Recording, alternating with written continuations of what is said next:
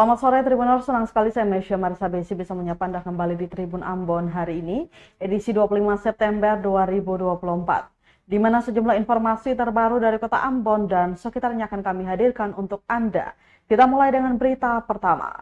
Ricuh di Unpati, mahasiswa teknik dan FKIP saling lempar batu.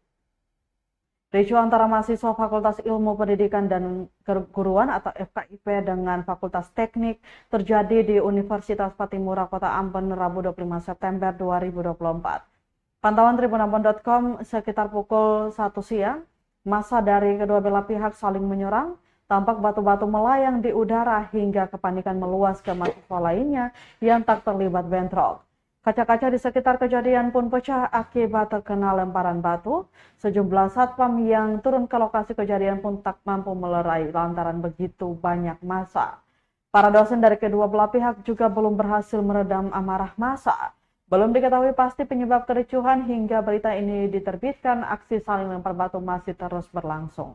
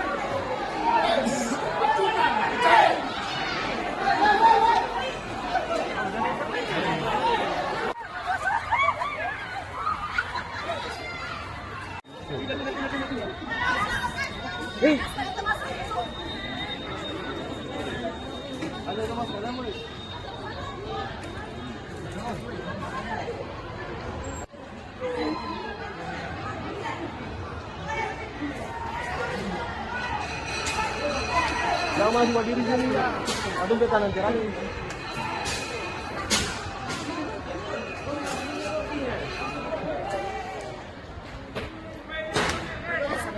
Komplek.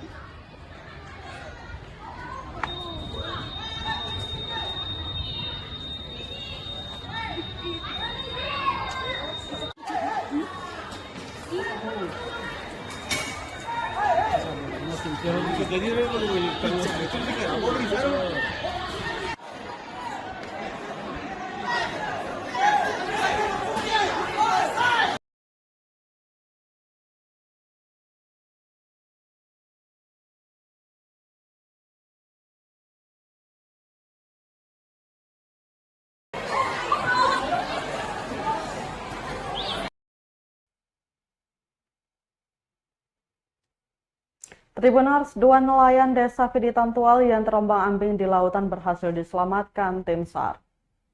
Dua nelayan asal desa Fiditan Kota Tual, Idris 42 tahun dan Soleh 43 tahun berhasil diselamatkan tim SAR gabungan.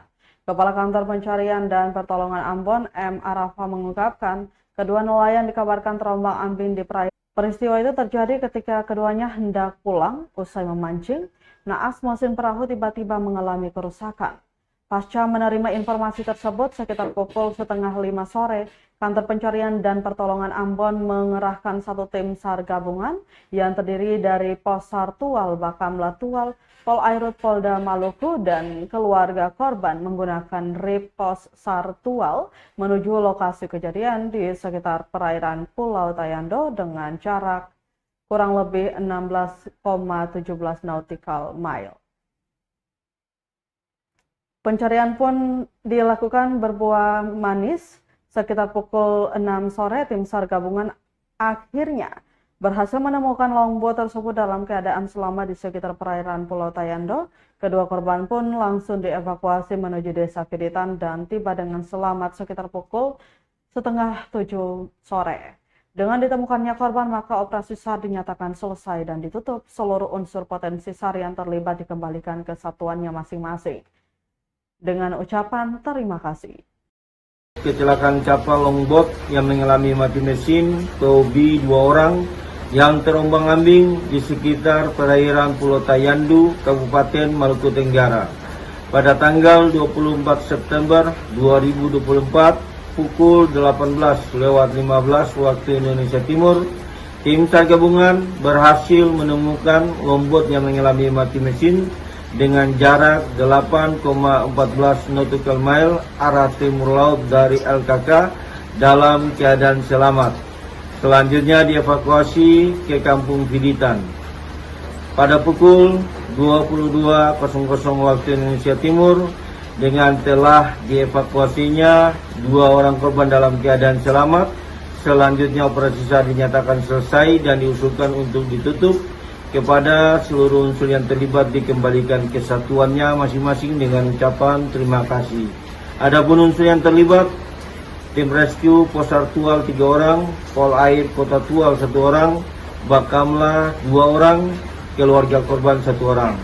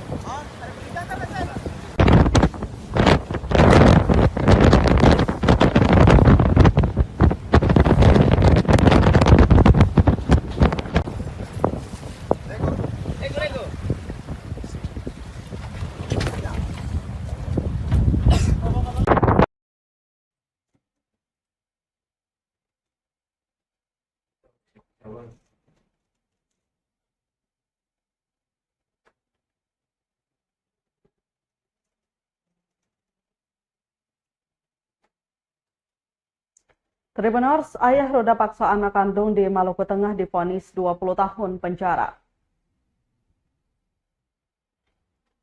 Seorang ayah di Maluku Tengah divonis 20 tahun penjara karena meroda paksa anak kandungnya yang masih di bawah umur secara berulang kali. Vonis tersebut dibacakan Ketua Majelis Hakim Orpa Martina didampingi 2 hakim anggota lainnya dalam persidangan yang berlangsung di Pengadilan Negeri atau PN Ambon Selasa 24 September 2024.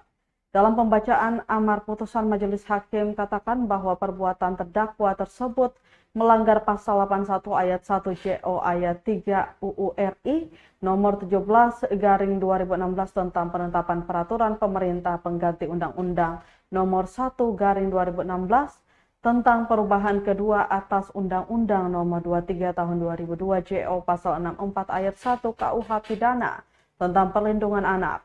Juga dikatakan hakim bahwa hal yang memberatkan terdakwa, yakni terdakwa tidak mengakui perbuatannya secara berlanjut dan telah merusak masa depan korban yang merupakan anak kandung dan masih di bawah umur. Sedangkan yang meringankan adalah terdakwa bersikap sopan dalam persidangan dan belum pernah dihukum. Selain itu, Tribuners Majelis Hakim juga menghukum pelaku bejat itu dengan pidana denda sebesar 500 juta rupiah. Atas putusan tersebut, baik JPU maupun terdakwa melalui penasehat hukumnya belum menyatakan sikap menerima atau melakukan upaya banding ke Pengadilan Tinggi Ambon. Putusan Majelis Hakim sama dengan tuntutan Jaksa Penuntut Umum atau JPU Kejari Maluku Tengah, Rian Lopulalan dalam persidangan sebelumnya. Pantauan tribunambon.com pukul 2:30 sore, usai bergeser dari ruang sidang, terdakwa langsung menghampiri anaknya yang saat itu sedang menyaksikan persidangan sambil keduanya menangis. Ayahnya kemudian menyalahkan anaknya dengan mengatakan bahwa bapak tidak berbuat seperti itu, juga tidak terima suaminya di penjara. Sang istri langsung menangis sambil menyalahkan sang anak pula yang menjadi korban atas perbuatan bejat ayahnya. Diketahui perbuatan bejat tersebut berlangsung di rumah pribadinya pada satu desa di Kecamatan Amahai, Kabupaten Maluku Tengah, Malteng, yang secara berlanjut dari awal 2024. Kemudian korban menceritakan kejadian itu kepada salah satu kerabatnya di Kota Ambon sehingga dilaporkan ke Polda Maluku.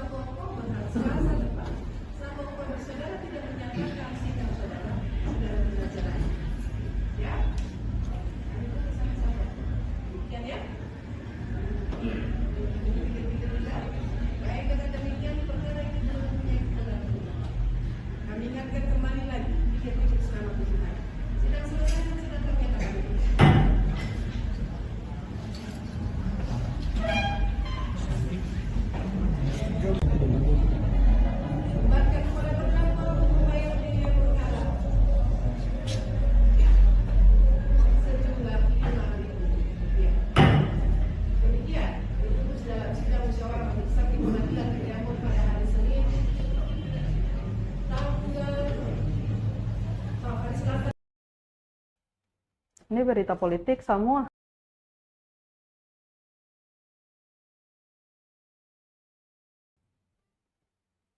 Kita ke segmen berita politik Tribuners. KPU dan Bawaslu deklarasi kampanye damai Pilgub Maluku 2024. Komisi Pemilihan Umum atau KPU bersama Bawaslu Provinsi Maluku menggelar deklarasi kampanye damai untuk pasangan calon gubernur dan wakil gubernur Maluku Selasa 24 September 2024. Deklarasi tersebut berlangsung di Lapangan Merdeka Kota Ambon. Acara ini dihadiri oleh pejabat Gubernur Maluku, jajaran KPU, Bawaslu, unsur TNI, dan Polri, serta pendukung pasangan calon. Juga pasangan calon yang hadir meliputi nomor urut 1 Jeffrey Apolira Hawarin dan Abdul Mukti Keliobas serta nomor urut 2 Murad Ismail dan Michael Watimena. Sementara itu pasangan calon nomor urut 3 Hendrik Lewerisa hanya diwakili oleh Wakil Gubernur Maluku Abdullah Fanat. Dalam sambutannya, Ketua KPU Provinsi Maluku M. Sadek Fuad menekankan bahwa deklarasi ini merupakan langkah awal sebelum kampanye terbuka yang akan dilaksanakan mulai 25 September hingga 23 November 2024. Sadek Fuad berharap agar pilkada serentak di Maluku dapat berlangsung dengan damai, tertib, dan sukses, menegaskan pentingnya kolaborasi semua pihak dalam menciptakan suasana pemilu yang kondusif. Salam kebajikan. Di sore hari yang berbahagia ini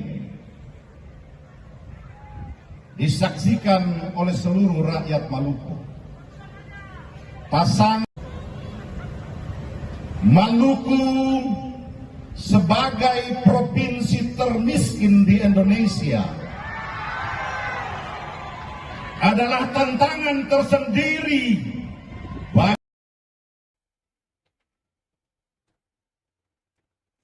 Deklarasi kampanye damai Pilgub Maluku 2024, Fanat hadir tanpa didampingi Hendrik Lewerisa.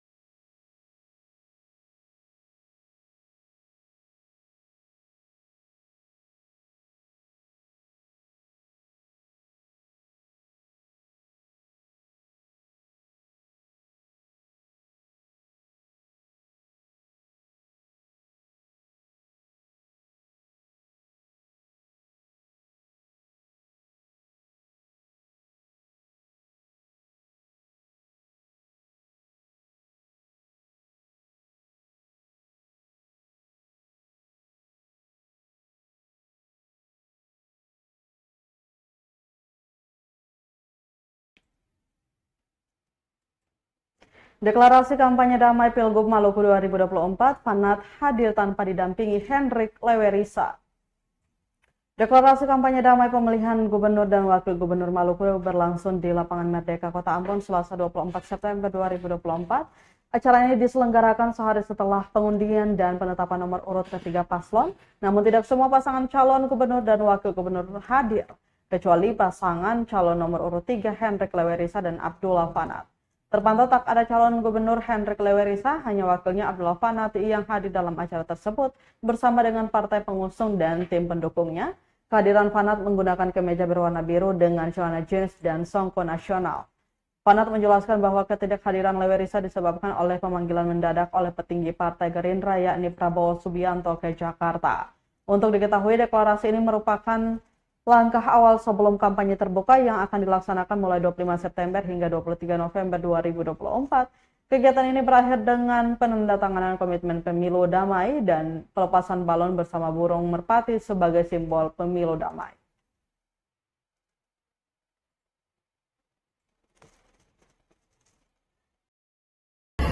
Ada makna mendalam ya bagi semua pihak sebagai simbol cinta dan perdamaian yang bertujuan. 2, 3.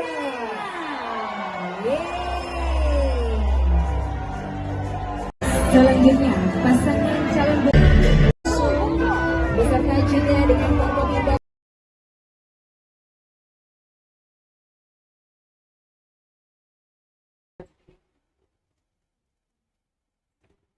KPU Kota Ambon deklarasi kampanye damai Pilkada 2024.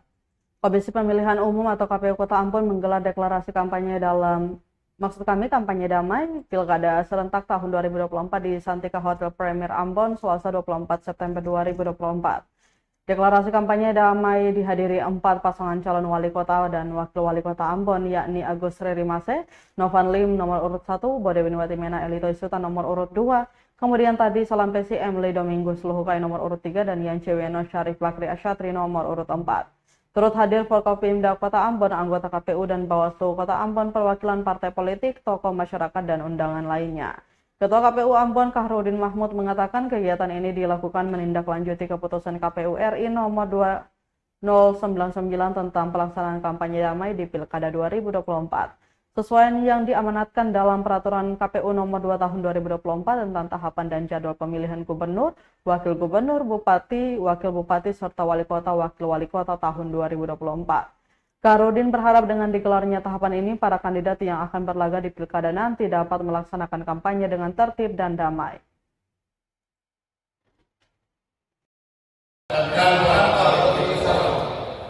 Tidak melaksanakan kampanye pemilihan berdasarkan peraturan perundang-undangan yang satu kali lah, Pak. Baca satu kali lagi.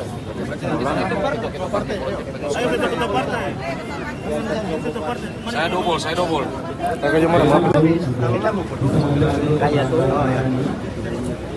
Sama. Kayaknya mesti ambil. Dokumentasi dulu. Upupung juga kan sini lah. Baik, kita hitung mundur dari 4.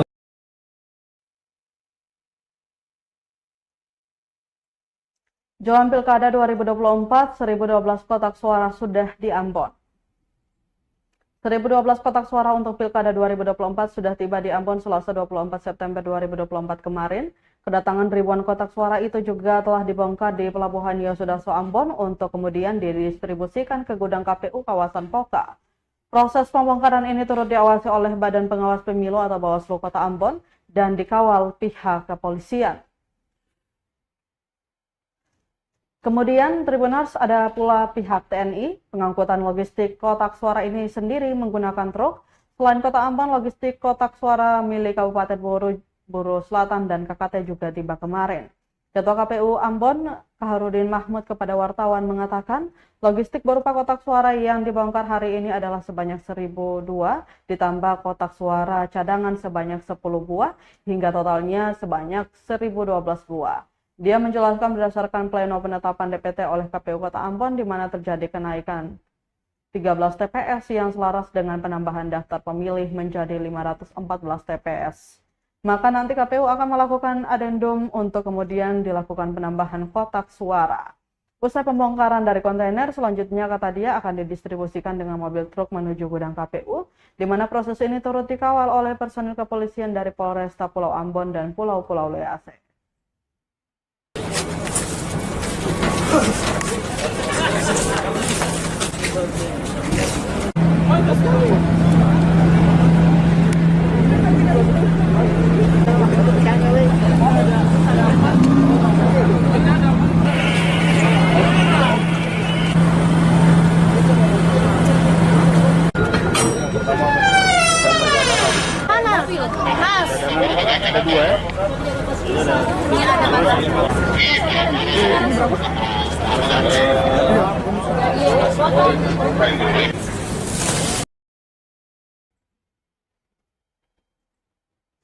Jadi narasumber Kemendikbudristek, Kepsek SMAY PKPM Ambon bahas penerapan gaya hidup berkelanjutan. Sekolah Menengah Atas atau SMA Yayasan Persekolahan Kristen Protestan Maluku atau YPKPM Ambon terpilih menjadi narasumber Kementerian Pendidikan, Kebudayaan, Riset, dan Teknologi atau Kemendikbudristek dalam podcast Iwan Syahril pada 20 September 2024 lalu. Hal itu diakui oleh Kepala Sekolah SMA Kristen YPKPM Ambon Elatorio. Podcast yang dipandu oleh Direktur Jenderal Pendidikan Iwan Syahril membahas tentang peranan kurikulum merdeka dalam perubahan lingkungan. Dalam podcast tersebut, Elatorio menceritakan SMA YPKPM telah fokus dengan perubahan iklim sejak 2019 kemudian jadi sekolah penggerak bertema gaya hidup berkelanjutan dengan cara mengurangi emisi gas karbon. Kepala Sekolah SMA YPKPM itu menjelaskan tema dan cara tersebut memberikan hasil pengukuran emisi gas karbon masih di ambang batas. Namun Kota Ambon belum bisa dikatakan aman. Ia melanjutkan pentingnya mengajak masyarakat untuk melakukan pengukuran emisi gas karbon yang untungnya telah diterapkan pada siswa-siswi SMA YPKPM Ambon. Ia memberikan contoh perubahan iklim yang sudah dilaraskan di lingkungan masyarakat. Ia kembali mengatakan untuk mencegah perubahan iklim yang merugikan, SMA Kristen YPKPM Ambon melakukan upaya pemberdayaan plastik dan pembangunan karakter siswa dengan harapan menjadi contoh bagi masyarakat. Ia turut mengucap syukur sekolahnya diundang jadi narasumber oleh Kemendikbudristek dan diberi apresiasi oleh Badan Standar Kurikulum dan Asesmen Pendidikan atau BSKAP karena telah menerapkan sekolah penggerak gaya hidup berkelanjutan dengan cara mengurangi emisi gas karbon. Terakhir, ia berharap masyarakat sadar merawat bumi adalah tugas bersama bukan individu. Ya, ini padahal ya dia yang makin sehat saja. Balai Pom Bajang cari sekolah ibu. Cari sekolah satu kota Ambon ini. Kantin mana yang bisa kategori kantin sehat? Seng ada ibu beta pun kantin ibu lihat tuh akan orang bilang busu-busu. Tapi itu juara 2 tingkat nasional. Oh ya? Iya, karena satu-satunya kantin yang ada punya sertifikat halal. Siapa yang mau urus? Saya bertekad urus karena saya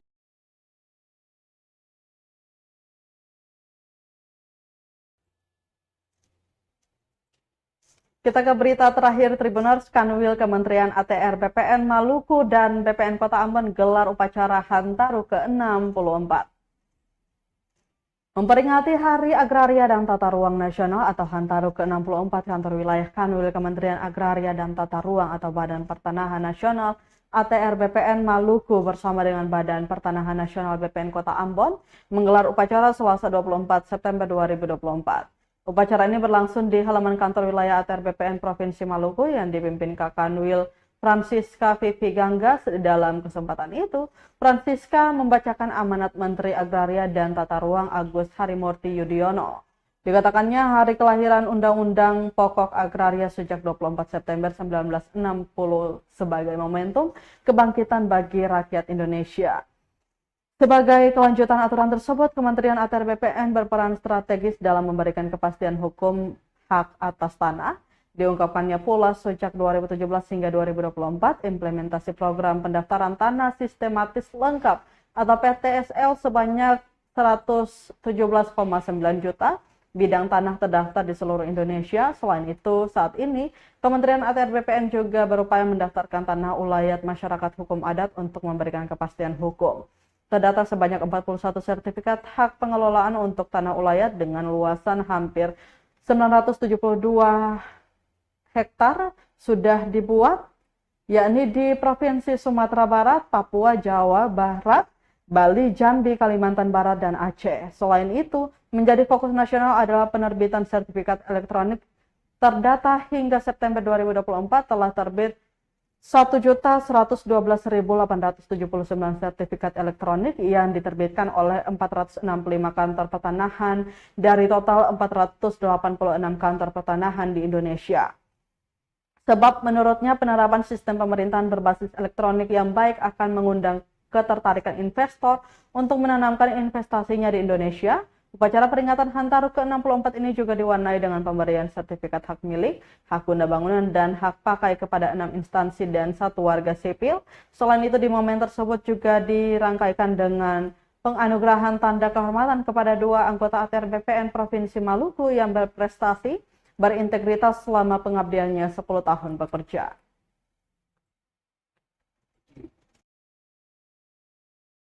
Keputusan Presiden tentang penganugerahan tanda kehormatan Satya Lancana Karya Satya. Ke-1, menganugerahkan tanda kehormatan Satya Indonesia tentang penganugerahan tanda kehormatan Satya Lancana Karya Satya. Keputusan